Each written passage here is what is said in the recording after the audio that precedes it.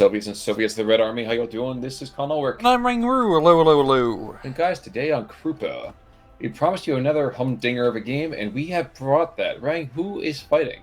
Left hand side in blue, we have ourselves a GG Kringle playing as Rapana, and on the right hand side we have a player playing as 20th Panzer. Kringle with balanced income, player with Vanguard income. Already, I'm terrified because our player's opening here has got both that Boyd to Stalin as well as a P4 to the north, and then upgun P3 and P4 to the south. So Rapana's going to have their hands full pretty quickly, I'd imagine. Yep, that's a lot of armor early on, and that's a pretty good call, because Rapana's main issue is their anti-armor capabilities, which is kind of almost, I don't want to say non-existent, but not very reliable at long ranges. You're being way too nice to them. But I guess then again, when you have somebody who's going to have a Rangiastis, like I can't imagine why it wouldn't be too calm on them. I see it. I can see it. To the north are Kavaris, going up against this Stahlstruppen and this Pioneer Fuhrers. Might be hard getting across that bridge. Good God. Oh, that was the perfect use of rockets, yeah. Holy crap. Oh my gosh. That was the entire Finnish air squadron right there. Yeah. The Boyd to Stalin might have a bit of a better time, however, I think. Well, he might hack even the P4s and start putting some effective fire into that house. Yeah, because as you can see up north, there is no ground base AT for GG Kringle. He's really just reliant on these Soviet biplanes to get the job done. Yeah, well, the biplanes, at least you know they're going to be able to see the target before they shoot it. Yeah, and they are pretty good for the price. You know, they are slow, but they are accurate, as you can see. The unfortunate thing is that knowing that they're biplanes, I just have this image of this guy running back and forth on the wing, lighting up with these hand fuses or something. Like a stunt. It's like those people, like those stuntmen who like hang on the rings of like planes and stuff and do like 360s. Absolutely. Yeah. Absolutely. Ooh, wow. That ground attack is pushing back the Finns one by one here. And with the supporting fire from those tanks, of which the Finns can do nothing. Yeah. I can't help but feel that the northern position here is where the Germans are going to make their first breakthrough. Yeah, that Boyd to Stalin is going to be a huge pain in the ass for Kringle. He has nothing, and I mean like nothing in the ground base arsenal that can reliably penetrate that thing. He's just going to have to high explosive to death, I think, with rocket planes. And good freaking luck on that one. Mm-hmm. So, you know, yeah, if you know, player can just play with the Stalin well and just, you know, keep it in good fire support position, I think he's going to be unstoppable. Well, at least on the positive side, we know that the Germans who sent in their crack troops. Two Truppen and an Osttruppen. I mean, they got an Osttruppen. Look at that. I mean, they got a machine gun. He's privileged. That's how you know that the ethnocentrism is alive and well in the German army. Send in those guys from Yugoslavia, it's fine. And some Czechs, you know, put them on the beaches. Wait a second, that E-34, did that go down because of... What killed that? Oh, well, I think maybe an anti-tank grenade. Yes, yes. I always forget that the Rangas actually have anti-tank because they have that beautiful little cardiac issue. You might want to get that checked out, you know. Well, now we have the tank Ninja Turtles coming in too, so. Tekitor Juntas. Which sounded like a blend between probably Finnish and Spanish, but let's not focus on that right now. I always think of that squad as like, it's like 10 guys all carry and run Panzerschreck, because it's like super heavy. They have... Wait. It'd be like really... Okay, I mean, it's not like that heavy, but like... Just imagine like 10 guys, because we usually need like 10 guys to help out with one Panzerschreck squad. But they are a good squad, Joe, because unlike a 2-man Panzerschreck squad, when they do get spotted, as we can see, they don't die immediately. Well, you were absolutely correct that he was going to try to make another gun run onto that IS-2. But SDKF said that guy's going to be terrifying. And there's no more rocket runs. There's going to be even potentially going in on that. Two more coming in now, and they're going to get chased off almost instantly. Here it comes. Got some Pioneer SVTs being brought in, and those are pretty good in a good old town fight. Nope, I thought it was going to get rocketed, but P4 gets kaput. I really thought someone said stall in there, but I guess not. I think he's just trying to knock out the Rika tanks first. Isolate Stalin.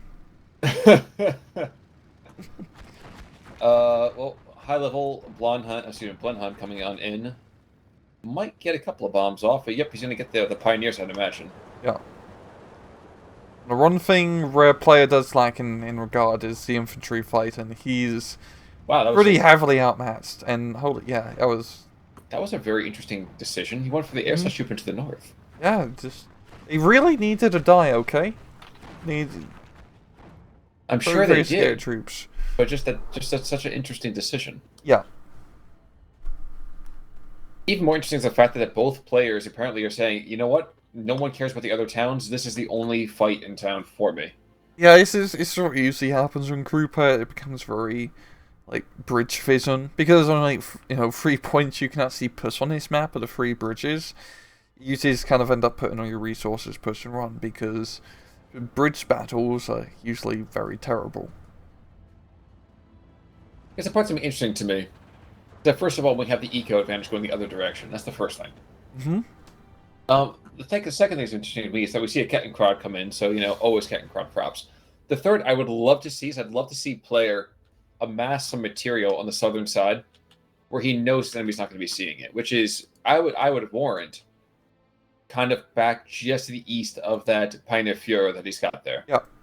Just amass several different tanks, maybe a couple squads of artillery, and then, when the time is right, you pound the front line and sprint across the bridge. Well, like the same thing with Kringle. If Kringle was to push along the southern side, that'd be a pretty good choice from his route, as it's pretty, heavily forested. It's a good place for him to fight as the Finns.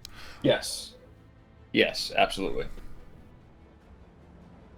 We're going to see right now that town to the north is going to go over into Hans's hands. Ooh, unless the artillery shells himself, which is a very real possibility, as we can see.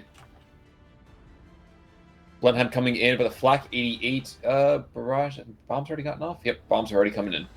And a Messerschmitt coming in after dropping its bombs, but not going to go for the chase, which probably is a good call. Don't want to overextend. Trooping behind the lines, the Tanko Juntas. And this might be the sign. Will the Finns give up the bridge, though, do you think? Or are they just going to continue to pound this one area, just bringing more and more troops to the same position? That's a good... It's going to be pretty hard to, push back to the town where they just lost. Because there's a lot of open ground between them and the Finns. And the Finns like to have tree cover above their heads.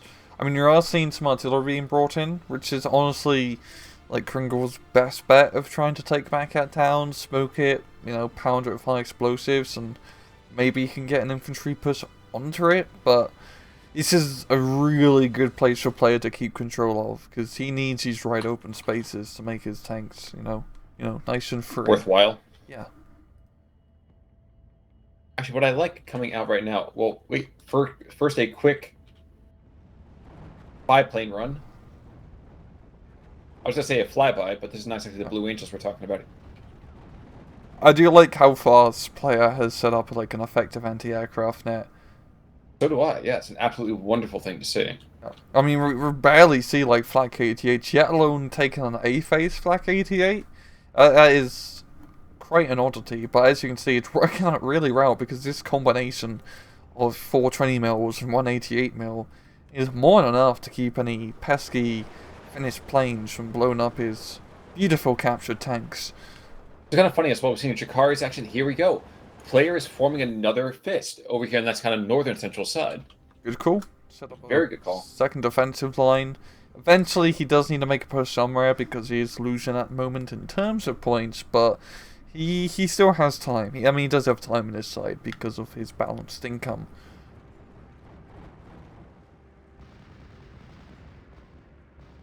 Wait. Player has the... I mean, Kringle. Okay. I was getting my players mixed up. Sure, that's okay. Totally fine.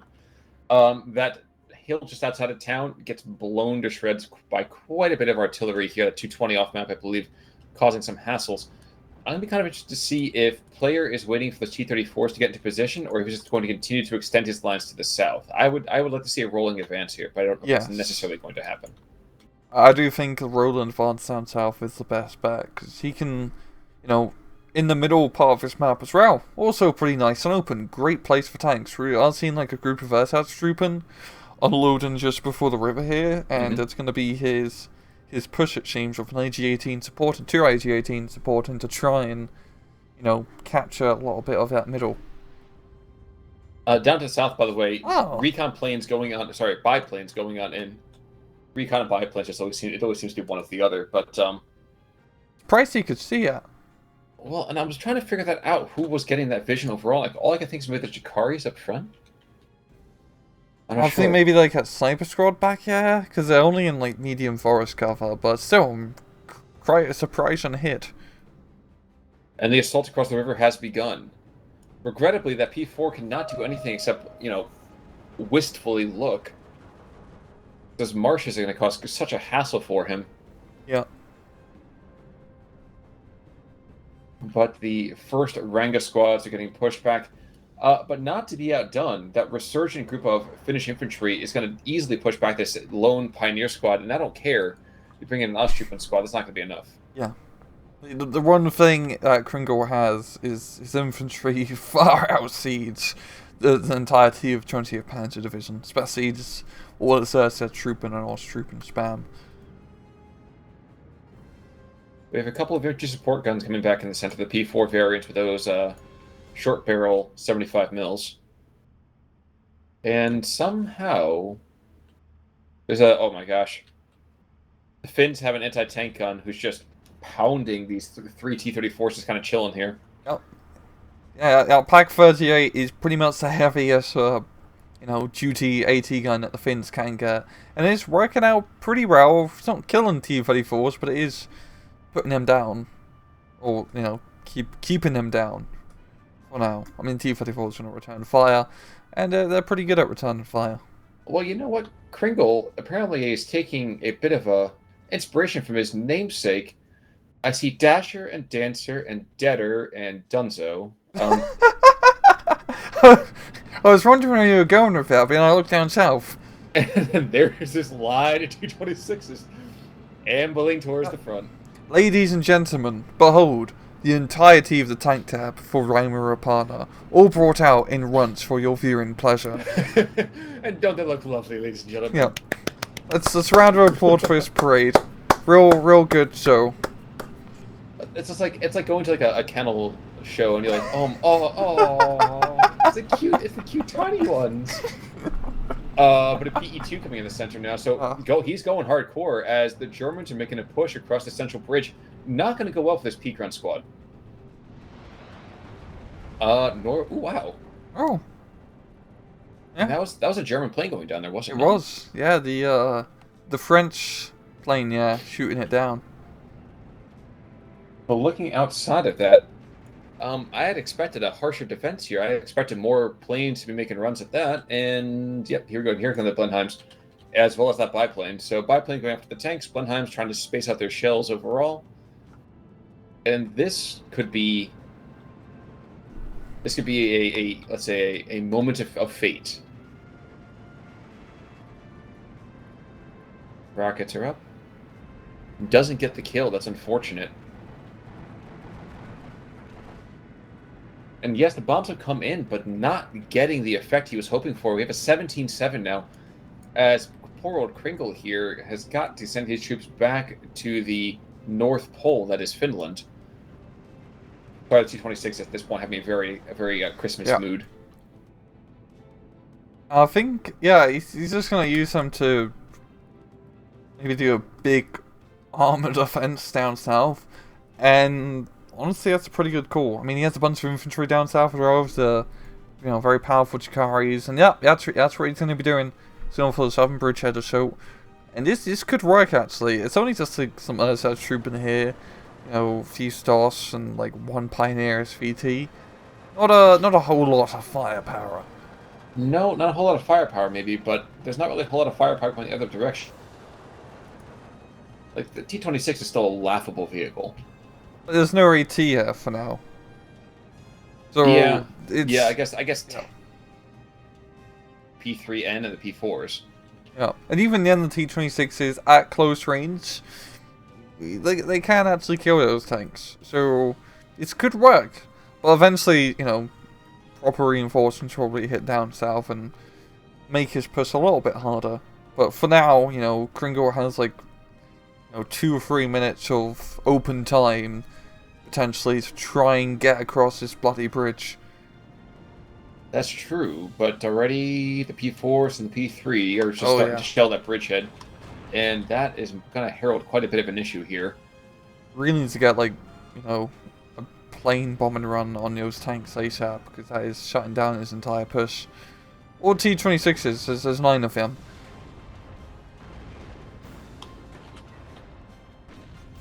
Well, the funny thing is that you don't have to actually shoot and hit one. You just have to aim in the general area. And yep, there's already a kill. There's another kill. Yep. Well, the P3 goes down. That's interesting. If P4 goes down, what the deuce? Overwhelming firepower. All right, but P-Gren's being brought on in. We have a couple of Flak 88s to the north. I'm surprised we haven't seen any kind of bombing run to the south here. I feel like even dropping a single payload of bombs on that attempted bridgehead completely shuts that down. Yeah. Or artillery or anything. We are seeing some proper Panzer Grenadiers being brought in for reinforcements. Or the Panzer strike squad in the middle almost killed that Stormtrooper before they're unloaded. But, no, it's quite a lot going on now looking at it. You know, all 3 of the bridgeheads are being played.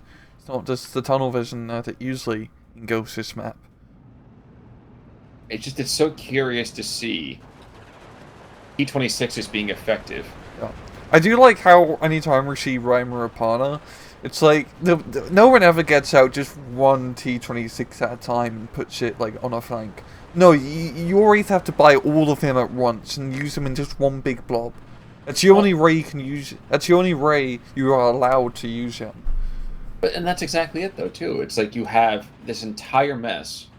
I'm still shocked. There's no artillery. There was no bombing, and there's nothing down here to the south. Oh, like we got a Panzer IV being brought in down south, but yeah, yeah. I'm gonna stall before I can put another anti-tank gun down there. Yeah.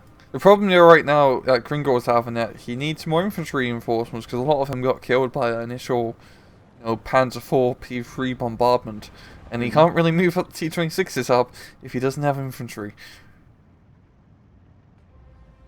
This seems true. By the way, to the north, we have this Panzerschreck squad who's slowly taking out this anti-air position. Which actually, if this goes down, yeah, that's a big problem. Yeah. That's like the last thing I expect a Panzerschreck squad to kill is an anti-aircraft gun. You should expect if they're not going to kill immediately, that everything's going to die. Yeah. I'm seeing just a bunch of planes here from Kringle, but player, he's not messing about with anti-air, man. He's got a bunch of heavy guns on the field. Like, that's 3 goddamn Flak 88s. Also, really quick, we have an attempted 7 squads of Kavaris being brought in to bolster that breakthrough. And the 8th one's already really much on the way. But I'm really surprised. Wait a second. Ooh, Helmuth Arthur's on the field. But don't worry, he'll die in a couple seconds. But I am very surprised that player hasn't been more freaked out about this. I'm still stunned that he's not thrown everything to contain this potential breakout. Yeah. He's had the points. He's calling in a couple different tanks. He can definitely call in some air power. Yeah, I just... Sorry, the God vision is going to my head. The God vision is totally going to my head here. No, you have a good point, because if player allows his bridgehead to get, any more farther, it's like a genie out of a bottle. It's gonna be very hard to push it back in once they get across that bloody bridge. And that's really what's gonna happen once these Kavaris come in and help reinforce. Yes, indeed. Panzer IV picking off one T-26. And I think it's gonna slowly move up and just kill one at a time. Ooh, Gonna be a third? Can't see anything, because all the T-26 was like, hide! But you know, hey, when a mastodon comes around, I definitely hide, or I form a Voltron, one or the other. Hmm.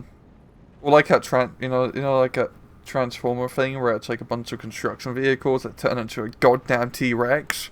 Oh, is it That was the best the Transformer. Constructicon or something like that? Yeah. Yes, that was the best Transformer. You let the one with the wrecking ball scrotum. I'm taking notes, Rag. I'm taking Yep. notes. Yep. But all right. So air slash trooping being brought on. I'm not sure if he's taking this seriously. Yeah, I think he's seen this as being like, I can contain it. It's not a big deal. He doesn't know that there's 2 companies of Finns coming across away from the Hindenburg line here. I think what he really needs is artillery, because right now the bridgehead is pretty, tight. If he just gets some mortars or like a water half-track or something to just pound that bridgehead, he can stun up a lot of that stuff and really prevent any movement. But, tanks and infantry in this case are only going to go so far, especially in such a, CQC area. This is where the Finns want to fight. This is their speciality. Mildly amusing. We actually have this boy to Stalin near this Rengastus. Unfortunately, if that boy to Stalin's not careful, he's going to get heat grenaded, which is going to be embarrassing. Oh, he moved it down south. Yes, he did. Oh. That's a quite a way to go.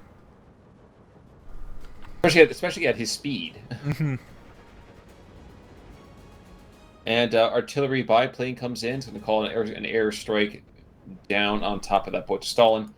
Makes it worthwhile. And unfortunately, the Mastodon's going to go in there. As is the P4. Hearth not having it, so he's just kind of chilling. It is 15-9, though. So I guess the thing I do have to acknowledge is that one game extremely bad in my mind. He is more or less containing this bridgehead. Yeah, I mean, he has the middle, like, pretty well under his control. And up north as well, he's got a pretty good foothold. He's lost a lot of bit of ground in both sections, but he's still winning. He still has momentum. But I think it's really going to come down to whether or not Kringle can exploit this bridgehead down south or not. Well, he's bringing another 7 squads of infantry into the center, and he's constantly got these gun runs. Yeah, I mean, God, has this been bloody, outdated planes in the sky constantly. With PE2s, the Blenheims, everything. Mm-hmm. It's exactly how you got to play Rheinmer. You got a crap ton of very cheap planes. You just need to keep them coming and keep them going and keep on bombing. And I was waiting for the Stalin to go down due to the HE, but it hasn't died yet. I think he's probably... Yeah, he's pretty heavily damaged looking at the player model. Or tank model.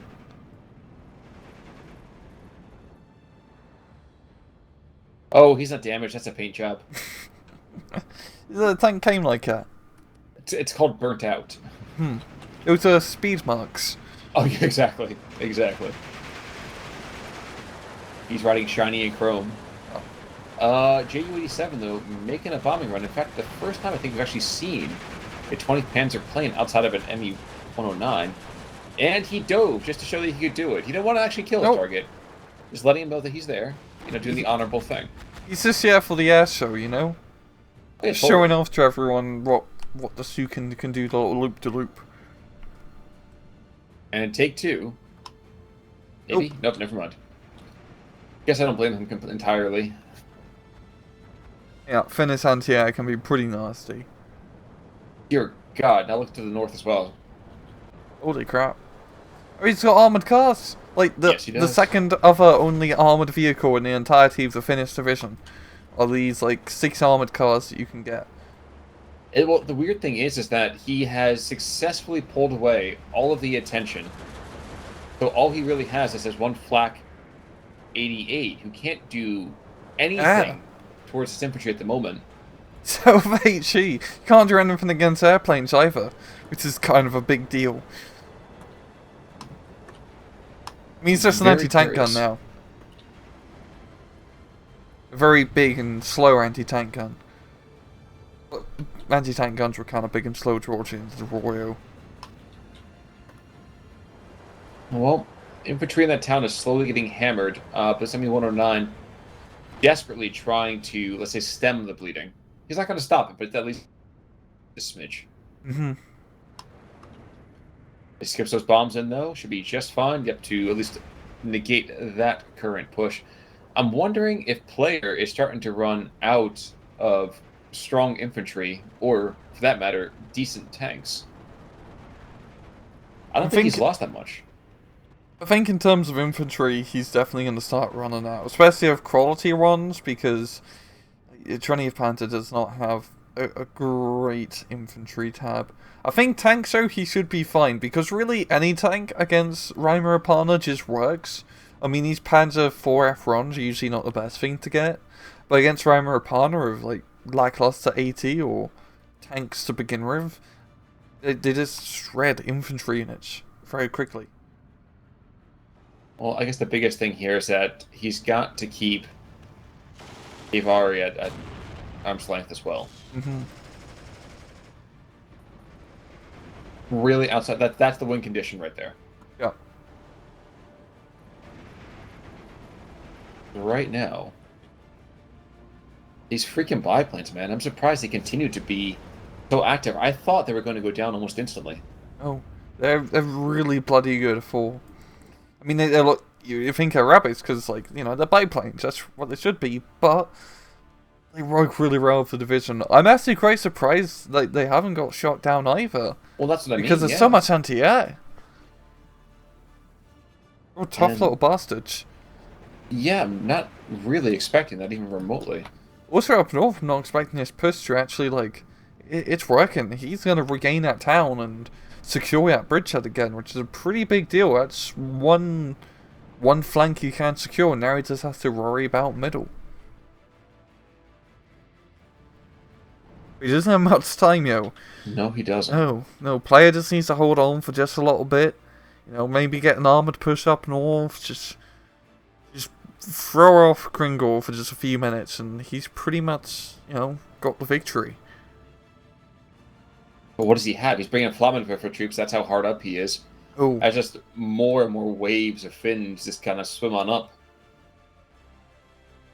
We have, what, 10 squads? Yeah, we have 10 squads of infantry, 12 squads of infantry just outside the town. There's 6 or 7 more being brought on in. Like, that's more infantry than some divisions get. Yep, they got a lot of dudes. And all the dudes are really good because the Finns have very good submachine guns. And shockingly enough... Well, shockingly enough, first of all, this P4 has not died the instant he went across this bridge. Nope. He might, very, very quickly, but for the moment, he's not dead. The car's in a very tight spot. But... I don't have any line of sight on the tank, so just because of they're literally behind the building.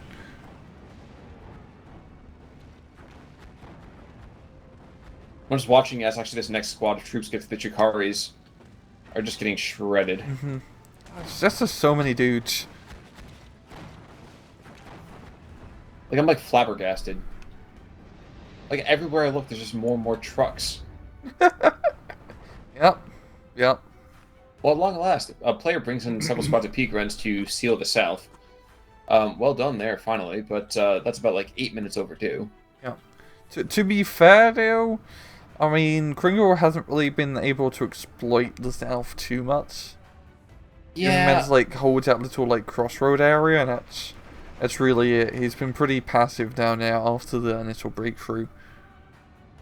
Well, off-map Colin has been might be shattering the defense. I'm actually looking at this Ju-87. Part of you expects him to hit the river more than anything else with this next bombing run. Oh wow! Oh, I haven't seen the water catch on fire like that since the Blackwater.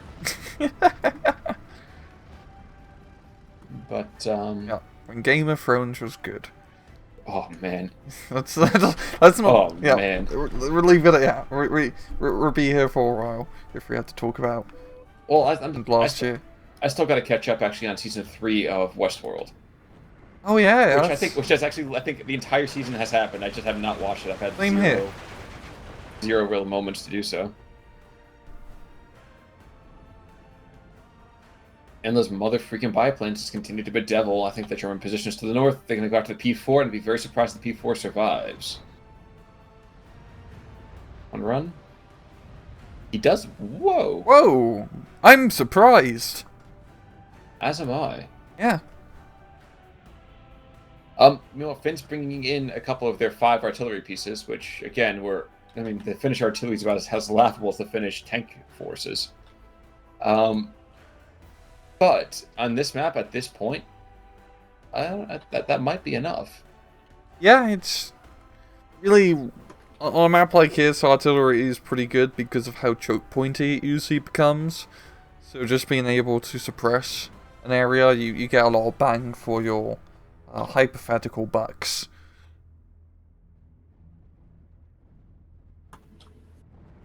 There's something so eerily beautiful about watching the ground fire come up after airplanes. Mm-hmm.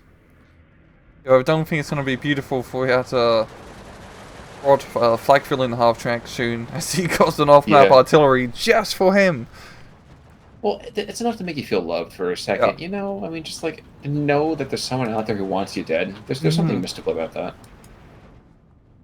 That's a lovely feeling. It is. It really is. Meanwhile, we have a couple JU-87s going after the last pockets of real, I would say, resistance here on the eastern side of this river. Might get a kill, just might get a ton of freaking out. Stress, I guess, is enough. Stress is a slow killer, so you know what? They're already dead. Mm-hmm. I don't know. My mind would definitely be on edge if I heard the telltale scream. Yeah. I'm quite surprised, like, so many T-26s are still alive. Yeah, me too. We have 3 T-26, well, 4 T-26s, so just under half, which is pretty good survivability rating for something with 15 armor value. Well, right now the funny thing really about this is that the boy to Stalin has AP turned off, so he's not even shooting at them. And he has no HE shells, so... And 12-7. He's at 12-7 also, so, I mean, good God. Have we seen player play, like, a supply truck at all this match? I don't think we have. I don't think we have. I think it really needs supply trucks is right. His Flak 88s have kind of running out of ammo. Both of his, like, Flak 88s in the middle are out of high explosive shells, and like, all of them are out of HE shells. That's not very good, because now Kringle's just coming in and constantly bombing everything to hell and back. At long last, the IS-2 goes down. Yeah. Finally. Only, I mean, 32 minutes survivability for that boy to IS-2. I think he got his worth out of that tank. Wait, listen, the fight's over. The sissies are coming in. Hey! Meanwhile, though, so looking up to the north, P4 is just kind of sitting up here, shelling the front lines of the Finns. And he's going to run afoul pretty quickly, I'd imagine. Of something. Probably could use some infantry support, yeah. But at this point, I don't think player has much infantry. Especially for Vanguard Division, 33 minutes into the match. Ooh, 1, 2, almost a triple kill, god damn it. I caught the ending bits of that as I was watching some 4 P grunts being brought on in. And wait, the Finns, who I thought were on their way out from this breakout, are actually breaking out to the east. Down south, we might see a bit of a reverse here.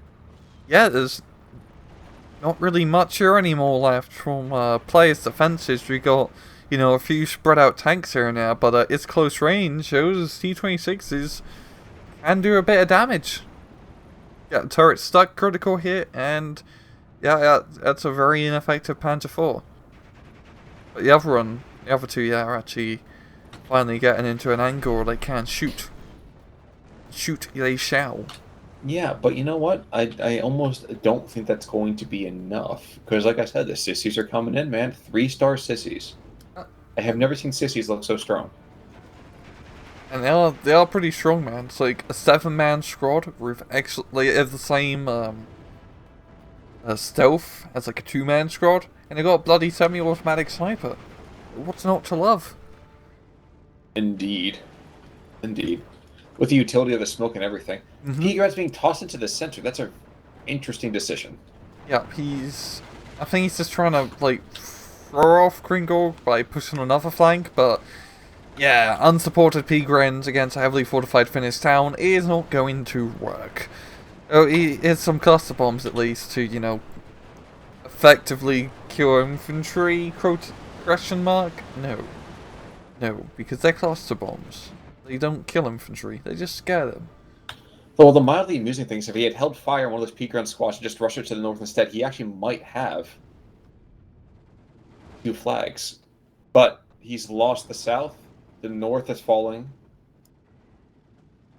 Yeah, the south is completely gone. Yep.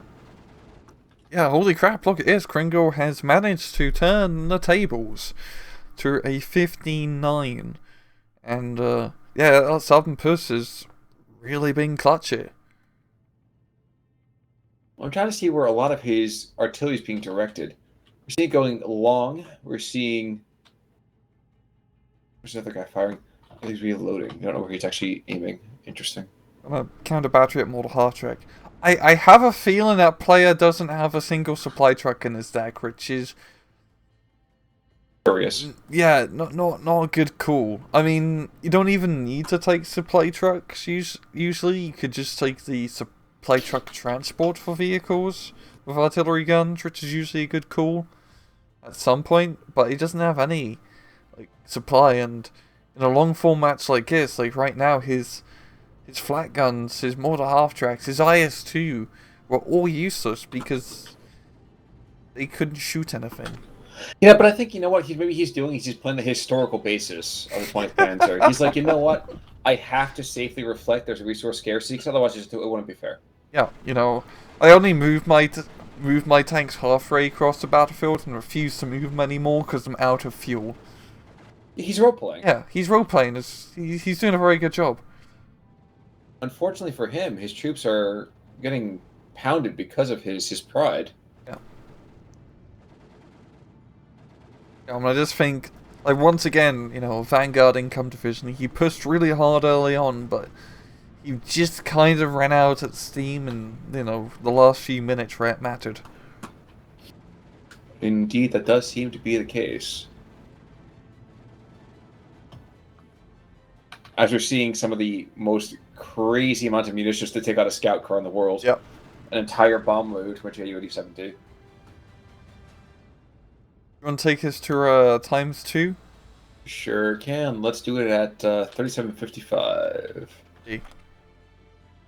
I think it's pretty clear here that player isn't going to make it back.